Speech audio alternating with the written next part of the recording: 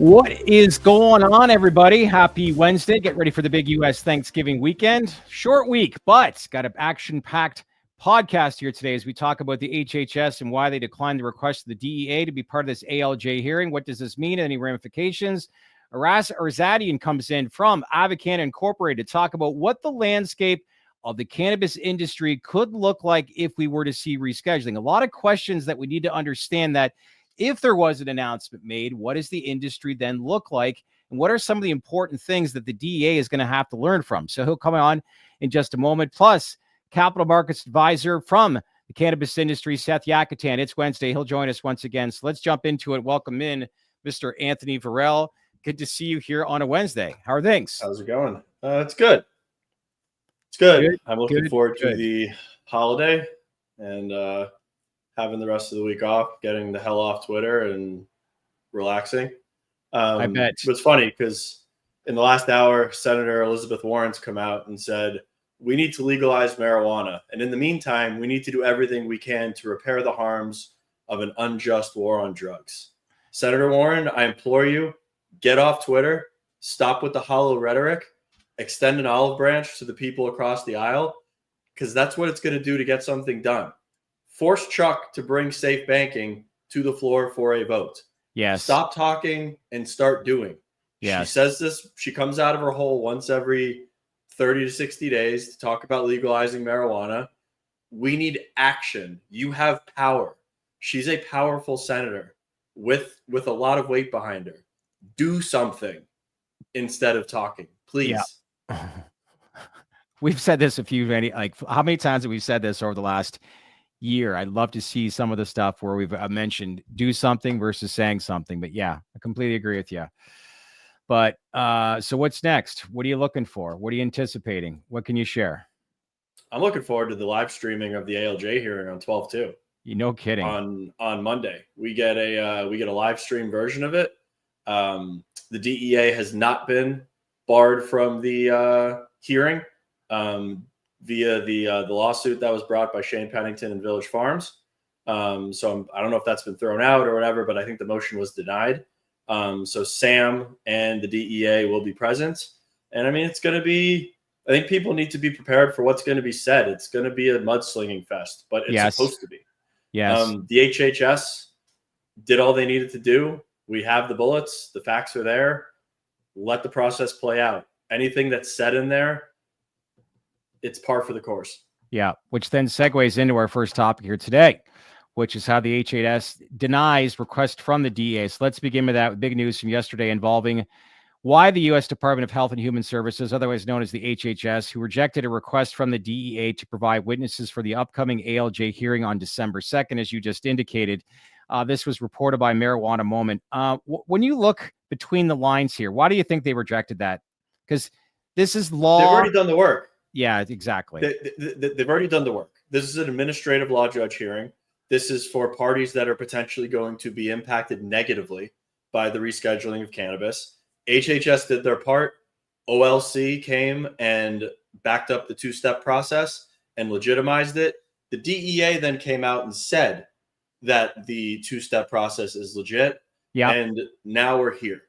I mean, the HHS, it would be great to have a champion in the room to validate the work that's already been done, but we're not going to get that. From my understanding, too, the DEA and or the ALJ could subpoena the HHS to be present at the hearing, but we're not sure if that's actually if they're going to go to those lengths, and I actually doubt that they're going to go to those. That's a stretch.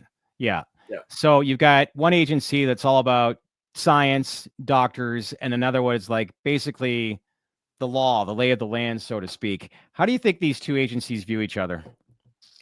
I think they're adversarial. I don't think they'll be adversarial in a new administration once we get a new DEA head in there. But the one thing that I think people don't understand, and it's actually hard to grasp, the DEA do not want drugs legalized. The DEA do not enforce the law. Right now, cannabis is a Schedule I narcotic. Yep. Cannabis is seen in the eyes of the law as a drug, and it's the DEA's job to enforce the law as it stands. We don't agree with that. We adamantly disagree with that, but it's the DEA's job to be a roadblock. Yes. They're not supposed to be a friend to the industry, even though they're as ass backwards as you could imagine.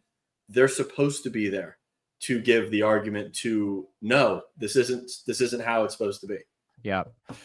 Well, I'd love to know what those short list of names are for being, considered the new administration as far as the head of the DEA. But, some of the stuff we're hearing, whether it's true or not, that will be in line with RFK. If that does happen, would that be a breath of fresh air? Because some of the stuff when we've been to Washington is just like behind the scenes without naming names. And I don't know who those names are, but it's like a lot of people in the current administration do not want to put their fingerprints on this right now. So very welcoming to see.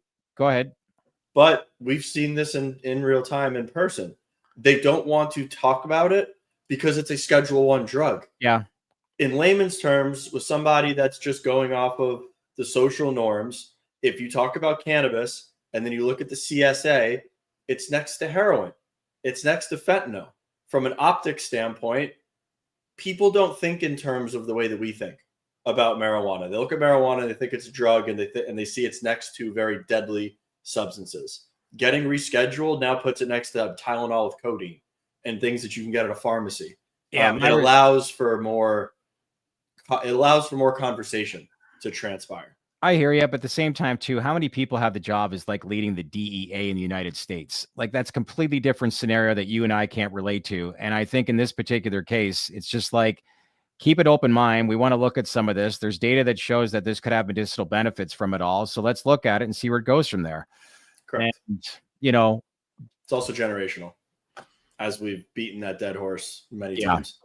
Switch now to Florida, where their medical market is making some waves for the better, or maybe not, which is basically news today. Health officials announced today that the plans to award 22 licenses 19 months after businesses submitted applications, $143,000 in application fees, and KPMG scoring. This move follows Governor DeSantis' opposition to recreational marijuana. So when I look at this, looks like he's putting his foot on the gas pedal because he was happy with what the outcome was last month with Amendment 3. And it looks like he's keeping it, like I said, pedal to the metal, so to speak, knowing that for a lot of existing Florida players, life could become more difficult with these potentially new not operators, but new licenses coming into the market. But what's your take on this? Because when I'm looking at this right now, it just seems like Florida's becoming a little bit more complicated.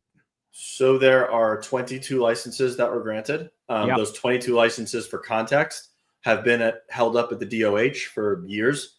Now these have been there's been a waiting process. I've talked to two of the license holders. They don't even know if they're going to execute their business plan and go through with it. Okay. Florida's super vertical. We're not going horizontal with the issuing of these new licenses. It's a very hard market to penetrate. It's extremely capital intensive. I wish everybody that's going to try to come into the market good luck. You're going to have to compete with I don't want to say very sophisticated, but very entrenched operators. Medical patients are stickier than adult use consumers. The only big brand that won one of these licenses that's on the list was Stizzy. I've heard some things about what they plan to do to come in. Whether that was conjecture or not is yet to be determined. But you're going to have to come into Florida and spend $50-60 million to have vertical operations, scale retail to where it's going to be meaningful within the state. And then you're going to have to go compete with Trulieve, Verano, Curaleaf, Cresco, Sunburn. So it's a good or bad thing. Boys. It's a good or bad thing for the market, you think? I mean, it's never a bad thing when you're going to get more optionality for the consumer. However, I don't really see how these companies are going to come in and viably compete. Yeah. Like I said, it's going to be cool to watch. But I mean, I'm not going to deviate from where I'm buying cannabis right now because these new entrants are coming into the market. There's 25 current operators that have sticky customers that have quality product. And I don't see how this is really going to shake anything up. Do you see Ron DeSantis going over to Kim Rivers' place tomorrow for Thanksgiving dinner? Like this, no. it is pretty funny that he wages war against Amendment 3, kills Amendment 3, and then 3 weeks later, all of these licenses all now come on the market. Yeah. But I've also talked to a couple of funds, and I mean, funds right now, no one wants to allocate capital to the state of Florida, the way that it is right now. You've got the big boys that have, I don't want to say overspent, but they've invested in infrastructure ahead of Amendment 3. Amendment 3 is not happening. Yeah. The best thing that could happen to the Florida market is we go horizontal. These new entrants come in, and let's say they operate retail or they operate certain assets within the value chain. They don't have to be forced to build out this super vertical. Yeah. And then you've got Trulieve, Move, and the big guys that have invested in that excess capacity with cultivation that can then wholesale to these guys. And then they build out reserved operations that can put their own house brand products on shelves. Yeah, like, look, everybody wants selection. It's just the timing of it all that is going to raise a few eyebrows, knowing it's not even 4 weeks since the Amendment 3 came out. But, at the end of the day, is it good for the industry? Too early to tell, or should I say the market? Too early to tell. But the timing of it all makes you wonder, like I said, if there's something personal between DeSantis and diligencing the list. It's a couple of groups from Missouri, a couple of groups from Michigan. Yeah. And then, like I said, there's Stizzy, and there's not really another big company. Starbuds is a company from Colorado that's decent size. The rest of them I haven't heard of, or couldn't really uncover who they were diligencing. Yeah. Happy Wednesday, everybody. As we head into the Thanksgiving weekend, TDR Traded Black podcast. I'm your host, Shad Dales, with Anthony Burrell. Thanks for checking in. Leave some comments. Feel that you like this. Forward this video to all of your network. We appreciate it very much as we continue to carry the conversation going towards the cannabis space. We're actually going to have coming up in just a moment Aras Azadian. He's actually the CEO of Avicanna. I really want to have everyone listen to this conversation because they're actually on the senior exchange, the TSX. They've been trading on there for quite some time, a proper biotech company, but I really want to pick his brain. We had some conversations with him off camera last week, Anthony, that basically shows what to expect if rescheduling were to happen, but really understanding that whole process. So he's going to be coming up in just a moment. But as usual, it's Wednesdays. So let's bring in Mr. Capital Advisor himself, Mr. Seth Yakutan. Good to see you, sir. How are things? I'm great. How you doing? Good. We got some great feedback from last Wednesday's inaugural show. What'd you think? Do you like it? It was great. I lost 1,000 followers. Yeah, it was awesome. Okay. No, it was phenomenal. Keep that trend going. I think I had 25 DMs that were like, I didn't know you were on the thing and we loved it and blah, blah. So yeah, it was phenomenal. That's good. Appreciate the opportunity as usual. Lots to dig into here, and I want to talk about Agrify. This continues to move, now trading over, I think it's $75. Where did it close today? I don't know. I think it was up over $80 at one point today. So it's up another 175% on the week. $55. It closed down 14 or 13%. Oh, it did. Okay. All right. So what's it up? Only like 1,500% over the past month. So how are you looking at this, Seth? I don't want to say what we should and shouldn't be doing from a trading standpoint, but when you look at a stock like this, is this an early sign of what we can expect if we get uplisting for the overall industry? Because this is an industry that is notoriously known for hype, emotions, not on fundamentals. I know we talked a little bit about this last week, be mindful and careful with what you're doing and how you're proceeding with this sort of thing. But, more or less, like when you look at a stock like this, like what do you make of this? And it goes to show that these are probably a sign of things to come, knowing that any small news, like these stocks are just ripping. And this is a great example. It's the basis of my whole thesis, right? I mean, it closed at 55. It traded all the way up to almost $88. Think about that. Yeah. So this is an equity that if you go from where it was at the day before the election to its peak today is up 1,920%. So, the underlying thesis for me is while you have a sample of one, I believe it indicates the amount of demand that there is for cannabis capital in a major exchange that is, well institutionally represented and buttressed by, a leader in the sector. I think you have room for 10 or 12 of these types of stories on NASDAQ or NYSE or on others. And, while you could say that this is a one of one, or it's a meme stock, or it's a hype stock, but and you could definitely make that argument, for those of us that are long cannabis, this gives me a lot of hope about the amount of capital that's available once this systemic unlock changes. Yeah. Well, you've said to me off camera, you look at a lot of smart investors. You follow smart investors with this industry. Is there specific people that you follow in particular? And if so, some examples as to why? When I began my investment training and thesis, I believed in the, Graham / Buffett value investment, mantra. And I've looked at a lot of people that have made a lot of money and said, why Yep. did that happen? Yep. In cannabis, there seem to be two. There's a guy out of Santa Barbara whose name is Aaron Edelheit, and has a firm called Mindset Capital, publishes a quarterly report that you can just sign up for on Substack. The other is a group of guys called Bengal Capital, and they also publish something quarterly called the Bengal Bite.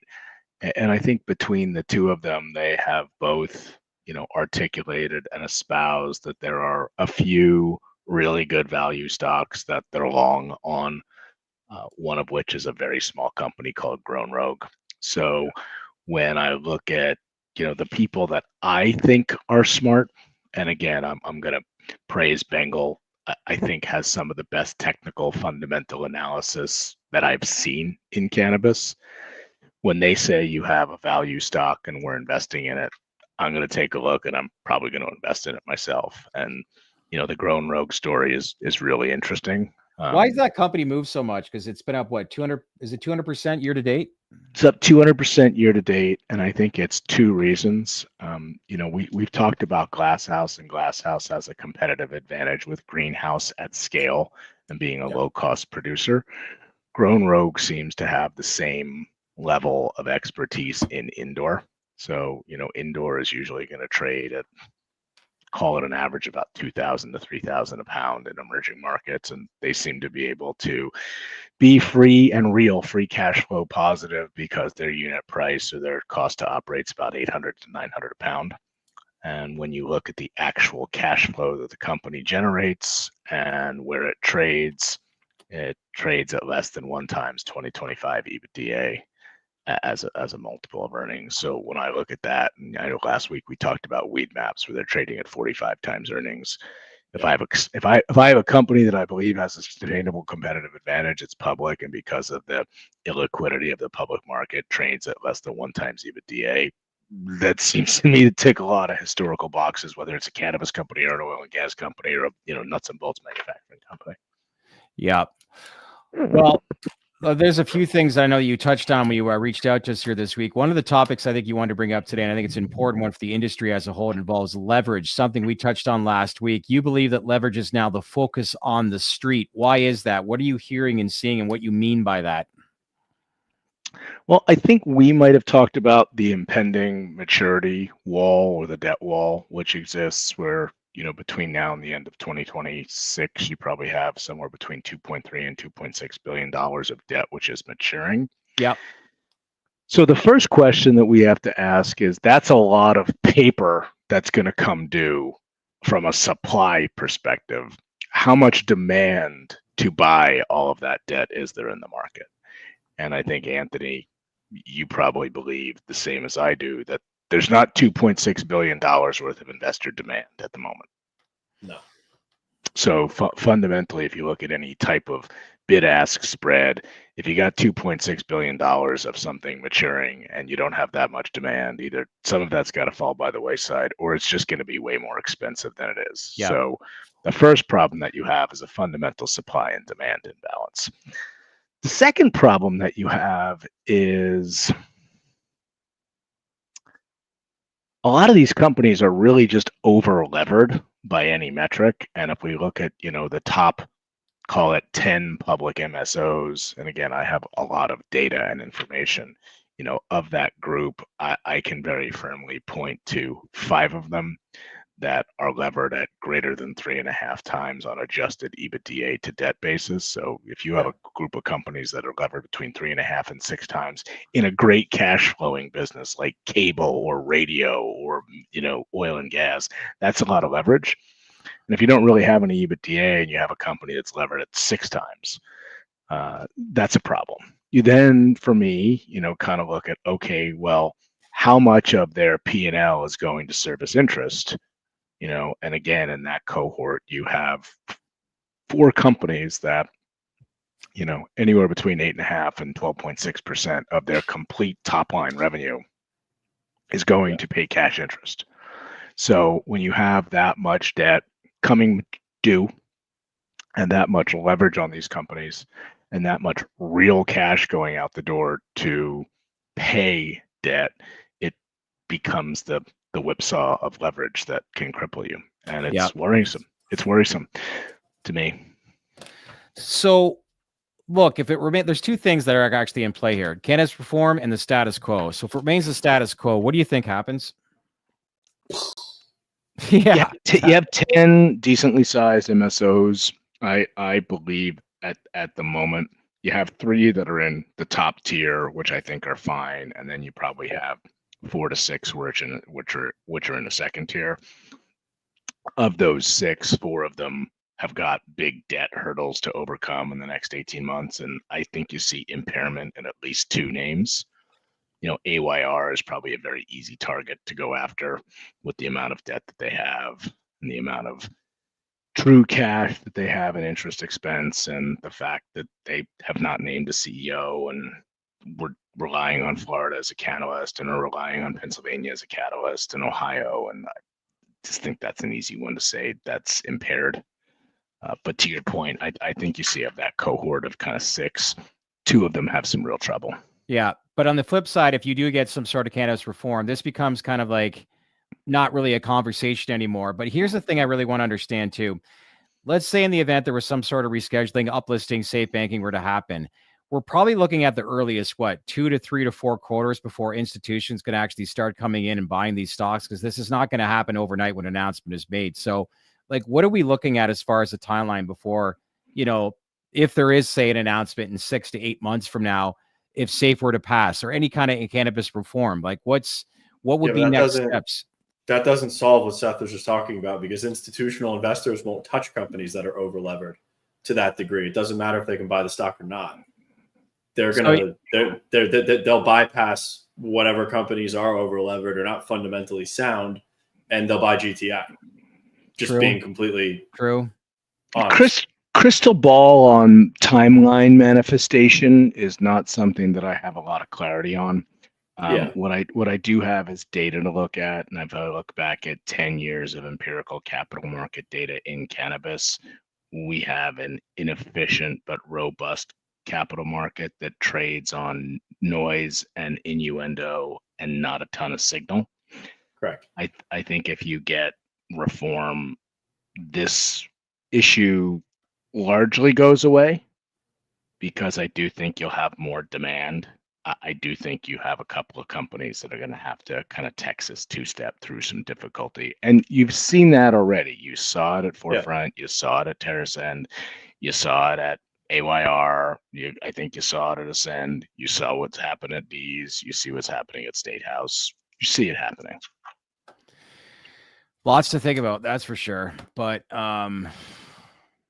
we need cannabis reform. I'm optimistic. At least I hope it is. But that's where we're at. It's the moment of truth, don't you think, for this industry, 2025? Yeah, I think so. I think there's other. Look, again, I build the models that I build based upon the fact that nothing is going to change. So the tax regime that we have, I don't assume that changes. The regulatory regime that we have, I don't assume that changes. And I underwrite based upon actual cash flow.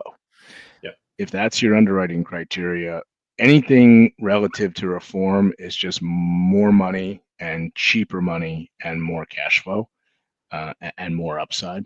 But I think I've underwritten my theses around fundamental cash flowing businesses and businesses that don't use a lot of operational leverage to get there. And there are many examples of them. So, yeah. And debt is dead is what you referred to, because I know with a lot of companies entering into new markets, like the reality is that top line revenue obviously doesn't really fix what the interest rates that you're paying for a lot of these debts. But what's your thoughts on how a lot of these companies do sell the idea of entering into new markets when it comes to, like you said, the debt maturity wall it's going to be due in the next 18 months.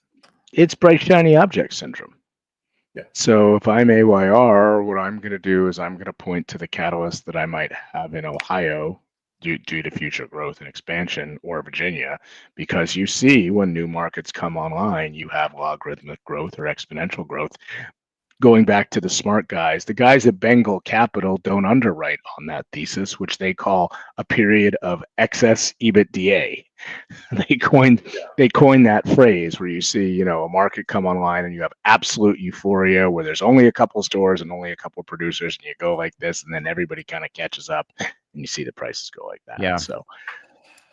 Yep. One thing we're going to actually be doing next week, we're going to be in Vegas. We're going to do a pre-record that we're going to post a week from now, is take a look at the private side of the industry. And I know that you've described like 6 to 8 destroyers, meaning the big companies on the private side and how they're killing it in each market that they're in. But in order to expand, they're probably going to see a lot of mergers and acquisitions, even on the private side as well. But that's something in the side of the business that I don't think we talk enough about, but it seems to be flourishing for a number of companies in that on the private side, don't you think? Yeah, I think you're going to see some really interesting things on the private side, and I can elucidate on what I think those are. How investors can play that is maybe a different conversation, but yeah. Well, listen, enjoy the rest of your week. We'll see you in Las Vegas next week at MJ Biz, the conference, or industry's biggest conference, and we'll check back with you next week. Okay. Look forward to it. Thank you, guys. All right. Thanks, Seth. Appreciate your time. Yeah. Yep. Some valid points that are made. I know we touched on that last week, but you kind of shook your head a little bit when I said moment of truth for the industry for a lot of companies in 2025. You agree or disagree with that? I take a neutral stance on it. Yeah. I mean, we do need reform, but like I've said, and I said it last week and I think the week before, this is a stock picker's market. Like, it's not a basket approach.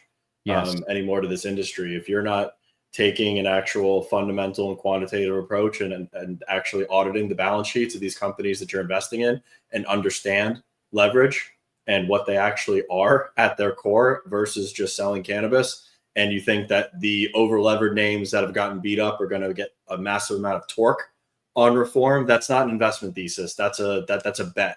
You might as well go play the roulette table.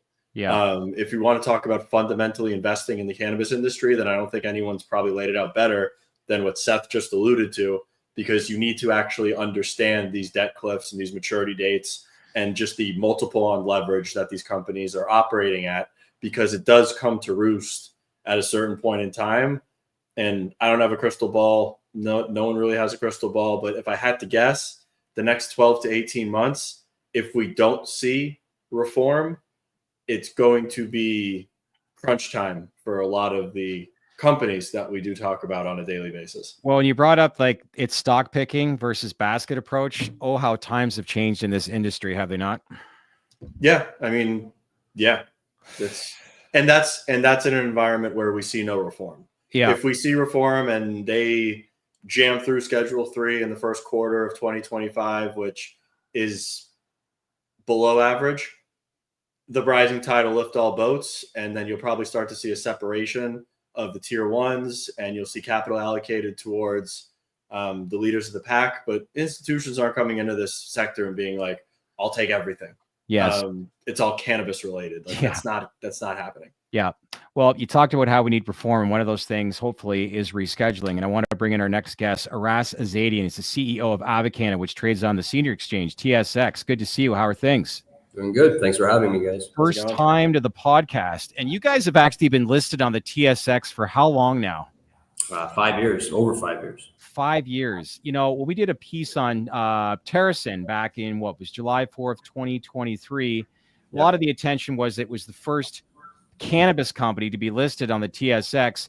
You guys are more classified as a biotech company, but all your focus is in cannabis. So what was that whole process like in the early days of being listed on an exchange like that? Because I don't think it gets enough attention. We actually did a full IPO, so it wasn't an RTO, and we listed on the big board, obviously, as a pharmaceutical issuer. So as a pharmaceutical issuer, you can't just wake up and pretend like you're a biotech or pharma company. There had to be some diligence done in terms of our drug pipeline, our R&D infrastructure, overall the scientific platform. The TSX did quite quite serious diligence on that, and we passed the test.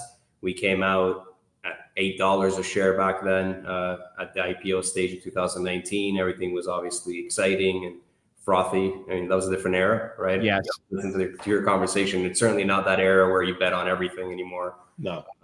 That's a given, right? And I think we've survived it.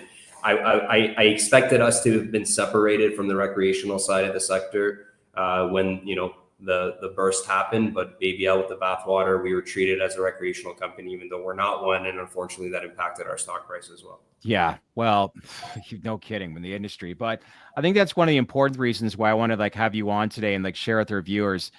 What would you say right now when you look at a lot of companies that are claiming that they're medical marijuana companies?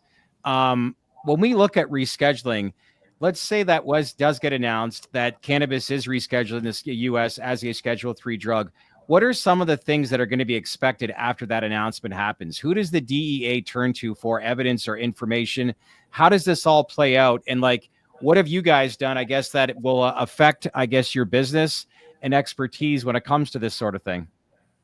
Yeah, like Seth said, we actually take the same model of expect no changes, expect no amendments in terms of the U.S. regulations, and therefore we actually don't look at the U.S. market. We all obviously know it's the most important market in the world. However, in Canada, we have federal legislation. So we have medical platforms that we can distribute nationwide into all the provinces and territories. We have centralized distribution out of here in Toronto, where we have our patient support program, our clinical program. We have our physician education programs. All that is here, and we're able to do that at a national level. And I think most people forget that while the U.S. still has not legalized at a federal level cannabis for both medical and recreational or adult use, the other countries in the world have, right? So there are several other countries in the world that have, and the benefit of that is instead of going state by state, and, you know, the same way the American multi-state operators are excited about what's the next state that's going to open, we're looking at what's the next country that's going to open. The difference is we're looking at it from a centralized perspective. So it'll be the same manufacturing, same API, same sort of infrastructure, whether we're using our Canadian or our Colombian infrastructure, that we'll be exporting to. And so far, we've done that in 21 countries. So in a way, we're obviously very excited about the US, but we're operating as if US is not going to legalize. And if it does legalize, I believe it's going to have some sort of medical platform or medical process in which we're prepared for. You know, we do insurance adjudication. 70% of our revenue is from insurance. We're dealing with physicians. 70. Wow. Yeah, it's usually surprising for the US audience to hear. We're doing a lot of the things that, you know, in the near future, hopefully we can do in the United States, which is to get insurance coverage, not reimbursement. I'm talking about adjudication. Our patients are not paying. Their insurance providers are paying. You know, and we're providing proper clinical guidelines. We're providing pharmacist-led patient support programs. So, you know, Mrs. Johnson can call and we can tell her about her drug-to-drug interaction and how to dose, how to titrate. And, you know, you guys know I'm a huge advocate for that process being led by physicians or the medical practitioners and not by a bud tender. You know, so I think that's how it should be done. We're doing that in a comprehensive way in Canada because it's federally legal. Of course, we're also able to conduct significant amount of research and clinical trials here because it's legal, and we're actually focused on that. And I think that data and all the stuff that we're doing today, the pharmacovigilance programs, all these things are going to be essential for ultimately the day the United States does federally allow medical cannabis to take place. Yeah. For those that don't know, I mean, you're working with some of the best hospitals in Canada or even in the world in their respective disciplines. How are these top-level physicians adopting cannabis as a medicine? What's their propensity to accept it as a therapeutic that they can actually administer to patients? Like, how's that process been?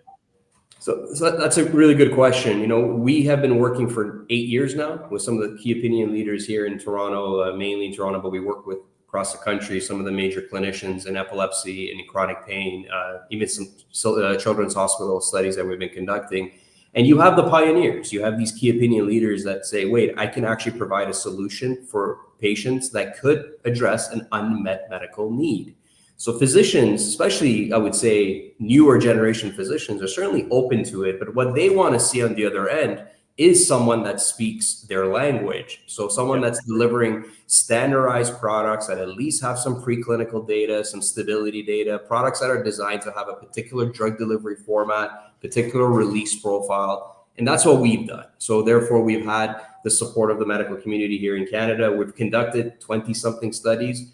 We are distributing products out of hospitals for any of the Canadian folks. For example, Sunnybrook Cancer Center is a major cancer center, and our products are sold in pharmacy. So a physician can prescribe chemotherapy meds for their cancer patient. The patient can walk downstairs, buy the chemotherapy meds, and buy some raw phyto products to deal with the chemotherapy-induced nausea. And these things are quite important. So we do have adoption and support from the medical community. They are a bit hurt from the initial days where all these today recreational companies that are alcohol and companies, tobacco companies that originally pretended or at least played medical because that was the only legislation that was allowed, and they supported the medical community. They made a lot of promises. As soon as legalization happened, they were gone, right? In terms of adult use. So the medical community is supporting, and I think back to my previous comment, the data that's being generated, the proof of concept, the learnings that we're generating here in Canada, I believe will be called upon when the U.S. does open up that pathway to show the data. So what do you think? Go ahead, Anthony. I was going to say we've talked a lot offline about the maturation of the Canadian market as it relates to medical insurance, the way that patients are getting access to therapies. Do you think that once, if and when the U.S. does go to Schedule 3 and or go more, they're going to look to a model like Canada or Germany that are getting it right in terms of truly getting medical cannabis in the hands of patients via these medical channels to build out the infrastructure in the United States? That's the safe bet. I know that's not what probably some of the investors or your audience want to hear, but medical with proper medical training, with appropriate dosing and titration schedules for patients is the safe bet. I would advocate for that to happen in parallel with some sort of descheduling, some sort of decriminalization, so people can maybe cultivate their own flower. But if you're going to legalize at a federal level, medical has to go first, is my position, because otherwise the medical community is not going to give a crap. They're not going to want to learn, and they're going to provide an answer that I often hear that drives me insane, which is, well, I can just send them to a dispensary. Would you want a patient's parent walking into a dispensary and talking to a bud tender about epilepsy treatment for their child? No, you don't. You want to have the medical physicians, the medical practitioners involved in the process. And if you legalize recreational first, you're never going to have that adoption. And that's the challenge that we face in Canada with it happening so fast after medical. What do you think what's the biggest misconception going on right now in the industry with certain companies conveying themselves as a medical marijuana company versus like what many investors or people in this space think is being done versus actually what is being done? Maybe you could educate us a little bit more on what that landscape looks like.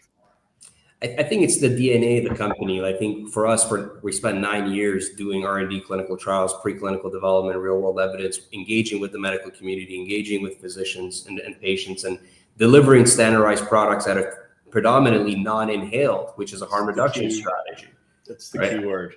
Non-inhaled, right? So everyone else is saying they're medical companies. They're not. I think the only reason you still have some medical companies in the Canadian market is because the veteran population provides a good opportunity from a reimbursement perspective. Otherwise, I think they would have all shut down their medical divisions, and many have, right? Many of the larger licensed producers were practical enough to say we want to focus and double down on recreational and adult use, and they were right. And we're going to leave medical to real medical companies. And we built our business on the back of an acquisition from Shoppers Drug Mart's medical platform. So we took 7 years of their development and then added our more, I would say, medical pharmaceutical approach to it. So I think there's a huge separation. I think the fact that you still have some recreational companies maintaining medical divisions is hurting the medical process and the adoption by both the medical community and patients altogether. Lots to what were we going to say? Go ahead, Anthony. I was going to say it's a very valid point. I mean, I think that there does need to be a bifurcation of medical and recreational in the United States. Unfortunately, it's a function of the system that they've built. These companies that want to be recreational cannabis companies don't have any choice but to operate in these markets under the guise of a medical cannabis business. Granted, if you look at Florida, and I'm just speaking anecdotally, I do know physicians that are ingrained in the community, actual practicing MDs that do care about these people, there's a certain population that are patients, that are forced to go to a dispensary and engage with a bud tender to get their cannabis because they don't have any other option. It's a function of, I think, just the system in the United States. But there does need to be that bifurcation of this is medical. This is truly a therapeutic medical substance being administered and advised by an MD. And then we have recreational, which is the dispensary, whatever you want. It is what it is. And that's the cannabis industry. That delineation needs to be made because it's going to allow both sides to progress and mature and kind of stop this. I don't want to call it a fugazi, but a lot of the medical cannabis is basically recreational. I would love for them to do an audit of, let's say, the Florida market, where we've got 900,000 patients and a gross majority of them are probably masquerading as recreational users of cannabis. And we saw that in Canada, right? So I totally agree with you, by the way. In a state or in a country where there is no there's no recreational legislation, or at least, decriminalization, I get it. And that's what Canada was before. But once legalization happened in terms of adult use, you saw the medical population drop. But what you see now, like if I look at my patient population today, it is the elderly, it is even pediatric, and we are actually seeing serious chronic clinical indications. My challenge is in a country like Canada, where you have actually both channels, you still have companies that are trying to be both, right? And I think that's where that separation is probably more essential. And I think by doing that, to twist this into sort of a capital market discussion, it would create a little bit of credibility for the medical side that's different, right? Because then you can attract healthcare investors and biotech investors and institutions. Going, you guys are all recreational. We're not. There's a separation. I hear you. And there are real people that need real cannabinoid medicines as alternatives to traditional medicine. That is a big part of why a lot of people, that is a big part of why a lot of the people in this industry truly are doing what they're doing, is to get that therapeutic aspect of the plant in people's hands and enhance their life for the better. That needs to be, that should be the focal point, if we're being honest, if and when there is a legalization or a descheduling effort in the United States. Yeah. You've said to us a number of times that you're not attending a lot of cannabis conferences. It's more biotech conferences, which is interesting. So when you're at these events, speaking to different, medical professionals, we always talk about this being a generational thing. Like, do we look at doctors that are still, are they pivoting to the idea and becoming more open based on the data that's being produced? Or is it just younger doctors or more? Because I speak to even people from the psychedelic industry, and there are young doctors that are open to the idea of looking at these medicines with the data, the data that's being created from it. But where does that sit right now? Is there a generational influx amongst even healthcare professionals that view this, or am I reading it wrong? Depends on the country. So in a country like Canada, United States, I think you have early adopters, you have physicians that have been champions and key opinion leaders that are open to it. But the key word is data. So the more data we have and we continue to generate, and the industry is generating it, we're not the only ones out here doing research, but the more data we generate, the more credibility and validation we can create. I think you're having slowly more and more adoption from the medical community. But on the other end, I think we need to regain the confidence of the medical community as well, right? So this is where, again, further that separation is needed. The medical community doesn't like the companies that are, selling beers, also pretending to be medical companies. So they want to see that separation naturally. Wink, wink. Hey, I'm just taking an example. There's nothing wrong with that statement. It's 100% true. Yeah. But you want to get adoption, right? So, if you walk into 10 physicians' clinics, 7 out of 10 times, they're going to throw you out because you use the word cannabinoid. Maybe if we walk in, as an Avicanna walks in, maybe we get kicked out 6 times. So there is a difference. And I think that is needed. And I think that's part of the process. We need to regain our credibility as an industry. We need to generate more evidence. We need to create more tools like education, training platforms and tools, which we are doing, because ultimately we are treating patients, and the evidence is obviously there for things like epilepsy, chronic pain, sleep, anxiety, depression, PTSD. We're past the concept of, is there a chance? No, there's data. There's hard data. It works. The challenge, I think, goes back to the delivery forms. What are you using? Because physicians also don't like the concept of, tell your patient to take 3 puffs in the afternoon and 8 puffs at night. They want to have dosing and titration, how many milligrams, what's the ratio, what's the titration schedule. So speaking to them in their own language, I think, is key. We are seeing it. I often joke that when it comes to adult use, we're sort of halfway through the game. It's looking like, there's so many sophisticated products. Of course, legalization, all that stuff in the United States will make a big impact, but I'm referencing Canada. When you look at medical, we're not even we're pre-season. Like, it hasn't even opened up. 0.6% of the Canadian population is benefiting from medical cannabis based on documentation and medical prescription. It's a joke. Like, we have not addressed the opportunity. How big is the medical market right now in Canada? $300-400 million. Okay. A lot of them a lot of patients are consuming for medical and wellness purposes in adult use channels, and we hear it often.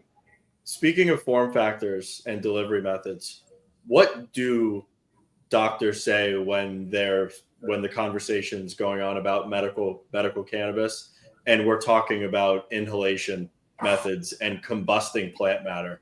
Because I'm not a doctor, but to me that doesn't make sense from a therapeutic perspective. Recreationally, do it all day, do what you want. There are certain harms that come with that, but judging by what an MD would say, I would have to say that that's where they start to discredit the argument for THC as a medical substance.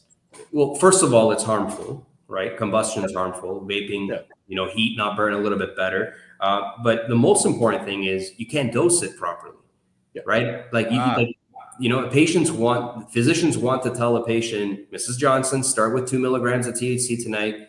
If you don't have an adverse event, go to 4. What they don't want is Mrs. Johnson has a 50 milligram gummies and she's in the emergency room, which is already backlogged in Canada, right? So dosing is quite important. The one argument that I've had several of my physician colleagues tell us is, well, Aras, they like fast-acting products.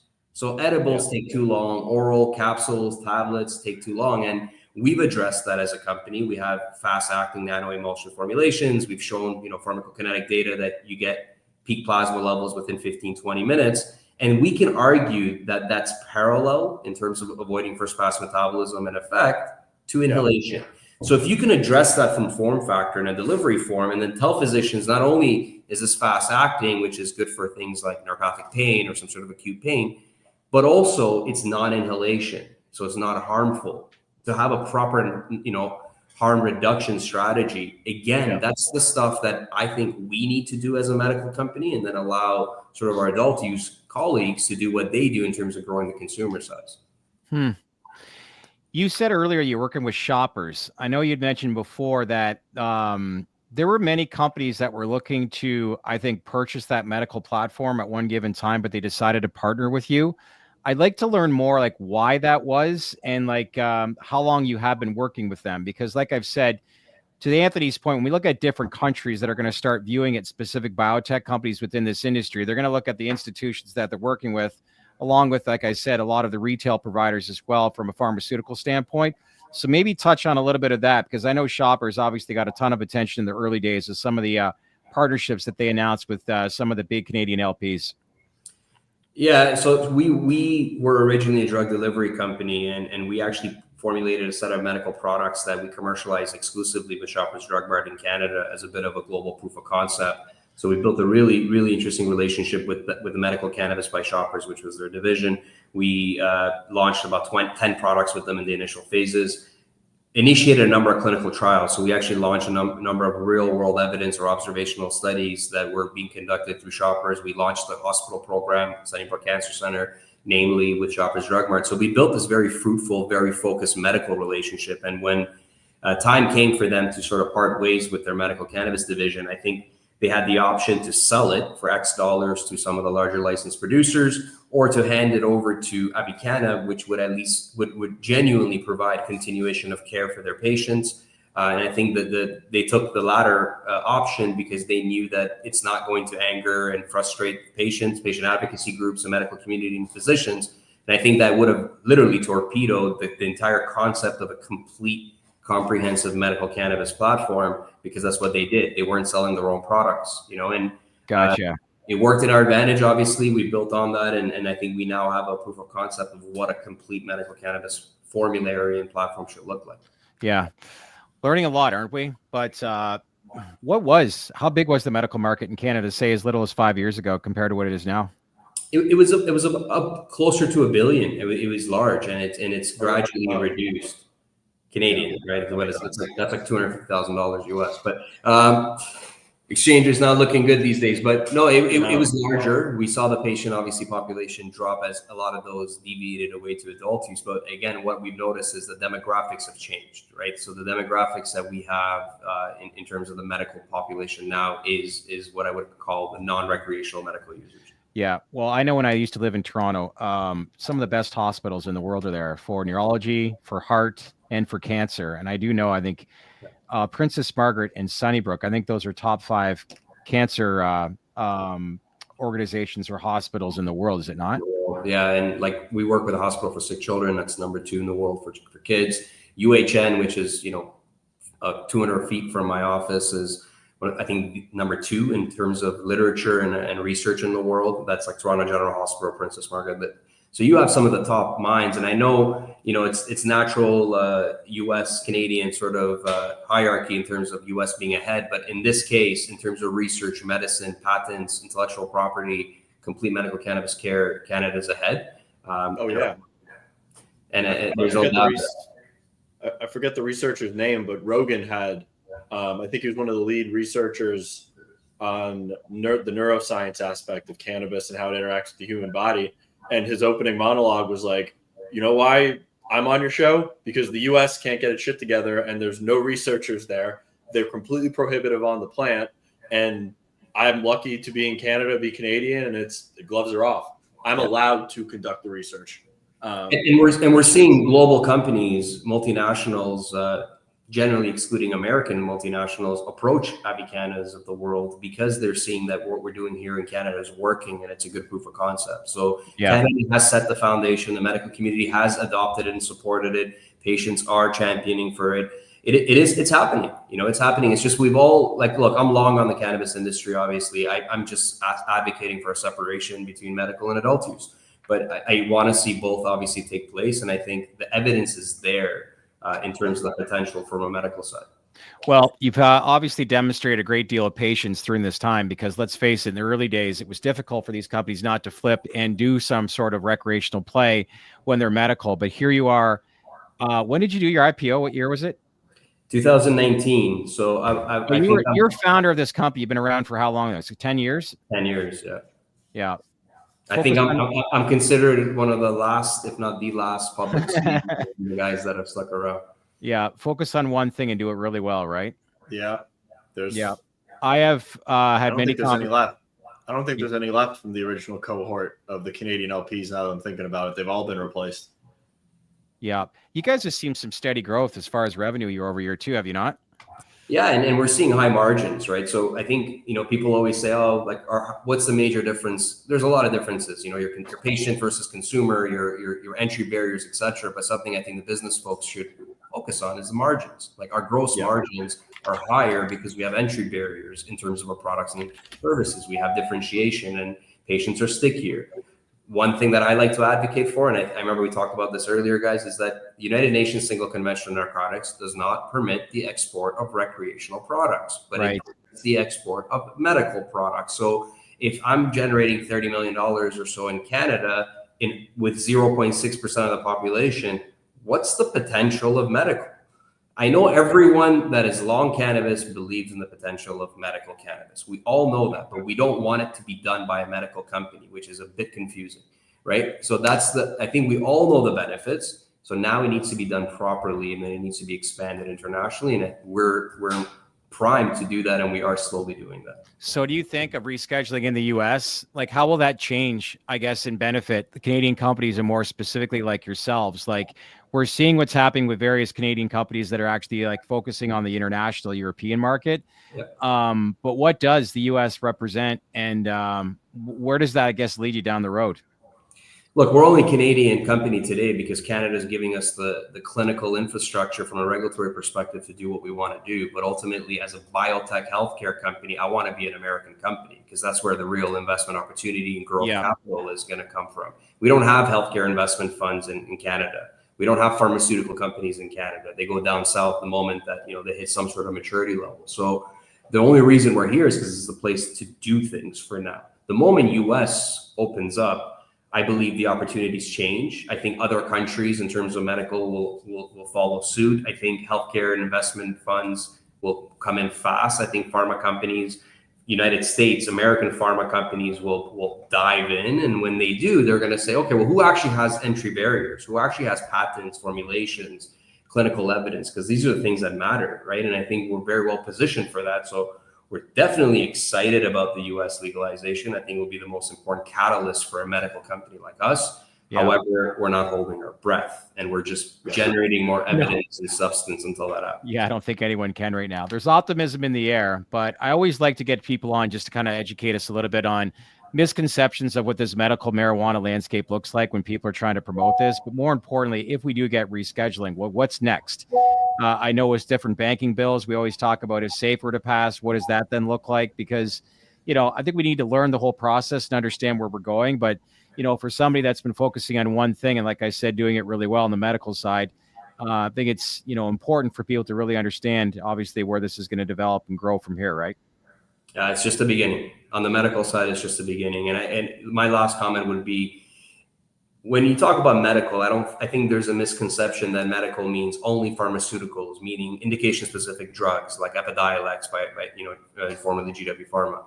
I think there's a medical cannabis aspect that is more general. It's more symptom management. It's more your pain, sleep, anxiety, that allows a physician to communicate and coordinate with the patient and pick the right products for them from a formulary. And I think that opportunity is vast. I think that opportunity is beyond flower, right? And I think that's the area that we're focusing on. Yeah.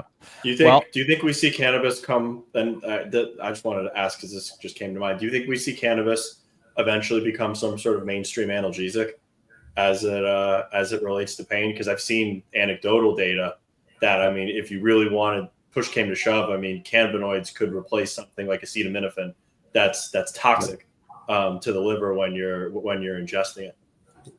So short answer, yes. I think, you'll see like CBD, CBG as anti-inflammatory agents instead of like diclofenac, which is what's in Voltaren on a topical, right? I think the soft path will be to go with the non-psychoactive cannabinoids like your CBD, CBG, CBN, to launch those potentially as topicals first over the counter, then slowly go into more of a natural health product or over the counter product in the United States, which could be for ingested.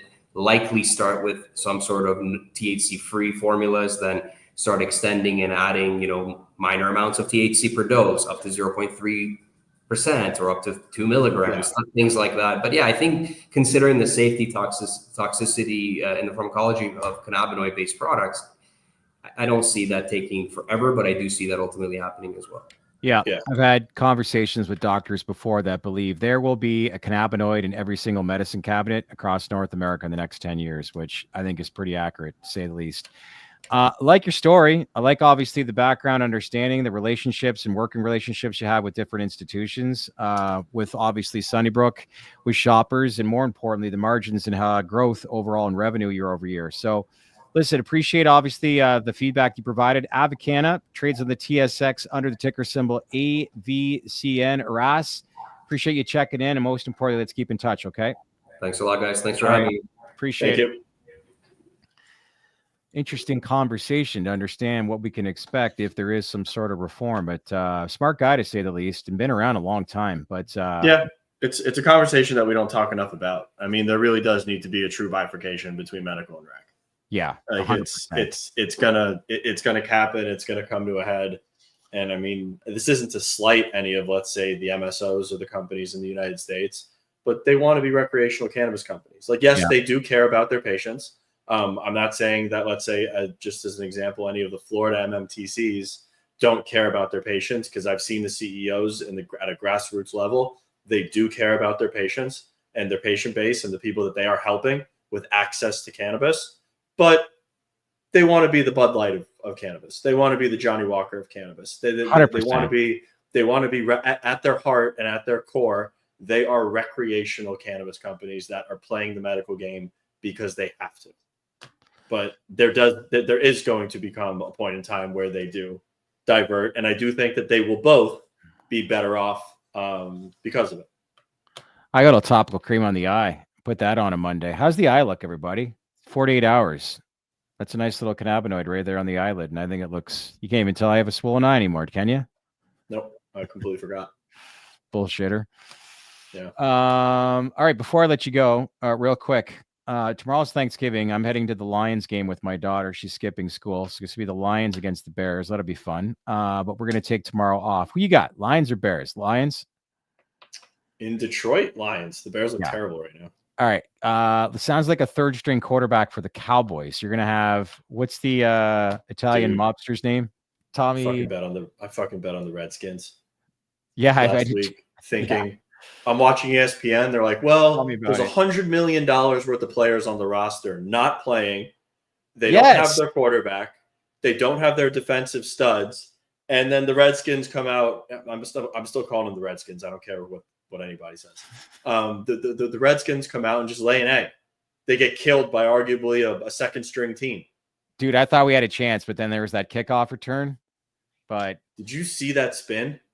Oh my God, that spin was incredible. That was a Madden. How do you give up an 86-yard touchdown with what was there, 20 seconds left? That guy, no one's catching that. That guy was so fast. Yeah, he's fast, but Turpin is crazy fast. He's like Tyreek Hill fast. Field goal kicker used to play for the Lions when they were bad, so they were cursed. So yeah, I can't believe I'm on pins and needles. The Dolphins have to win tomorrow. What was the stat you shared with me? They've only won once the last 30. They've won once. They've won one game in the last 32 years below 23 degrees. Cold memo. Game. Chris Shad versus Kevin Sabat at next UFC. Well, I could be the ring announcer. Yeah, you know what? I'd fight too. No, I wouldn't. I'm not condoning violence. Okay. No one wants to inflict violence on Mr. Sabat. He's a necessary evil. Yeah. Got to have good guys and bad guys. And I'm not going to say which ones we are. We'll leave that for your judgment. But I think I know where we sit. Well, you got 3 football games tomorrow, and you're also cooking a Wagyu prime rib.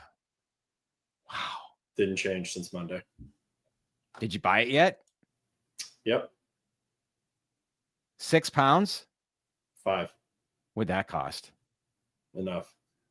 It's enough, huh? All right, my friend. I think you should go live like your buddy in the PGA Tour there that finally hit a hole-in-one.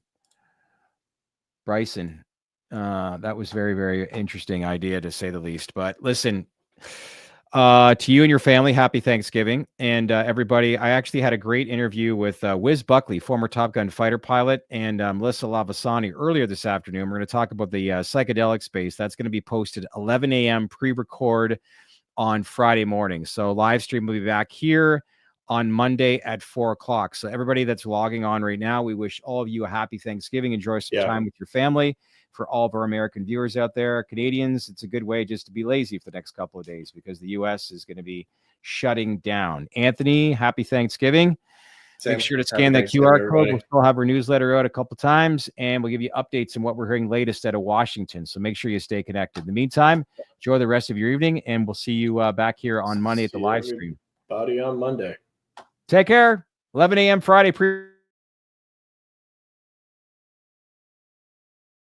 Hey, everybody. Stay connected here. The latest Traded Black podcast. Another great episode under the belt. What'd y'all think? Do you like what we had to say? Please leave any comments below. And as usual, make sure to subscribe to our Baked In newsletter. Check us out on Apple and Spotify. And if you haven't done so already, make sure to smash that like button, leave some comments, as I said before, and subscribe to our channel because we wouldn't be here without you. Thanks again, everybody, for watching.